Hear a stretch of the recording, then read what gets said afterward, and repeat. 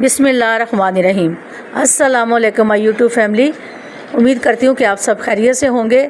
और आज मैं आपको फलों का बादशाह आम, उसका ड्रिंक बनाना सिखाऊंगी जो बहुत आसान है। और हमारे मुल्क में आम बहुत ज़्यादा मिक़दार में पैदा होते हैं, इसलिए हमें आम का जूस बना के पीना चाहिए और घर वालों को पिलाना चाहिए।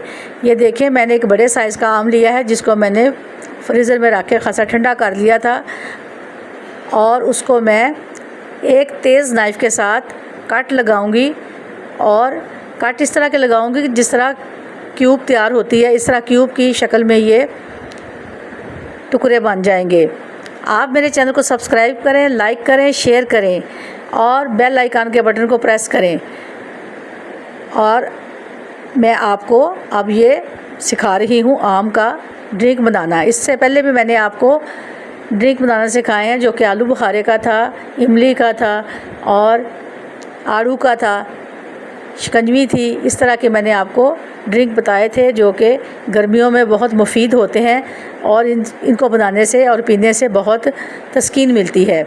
ये देखें, अब मैं इस आम को अच्छे से काट रही हूँ और इसका पल्प जितना भी है इसमें मैंने डोंगे में डाल दिया है। अब मैंने एक ब्लेंडर लिया है, जूसर, उसमें ये सारा पल्प मैंने डाल दिया है जो कि क्यूब की शक्ल में है।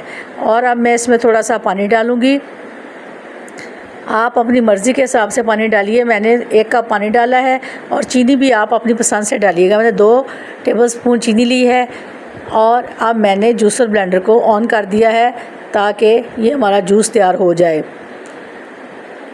ये देखें, अब ये तैयार हो चुका है। अब मैं इसको एक साफ़ गिलास में डाल लूँगी और सर्व कर दूँगी। ये केमिकल से पाक है और पीने में बहुत मज़ेदार होता है। अक्सर लोग रेस्टोरेंट, होटलों में जाते हैं मैंगो जूस पीने के लिए, लेकिन हम अपने घर में बनाएंगे और इसका पल्प भी बहुत मज़े का होता है। ये देखें, अब मैंने गिलास में डाल दिया है जूस को और जो मैंने क्यूब की तरह के आम के टुकड़े काटे हैं वो भी मैं इसके ऊपर डाल रही हूँ।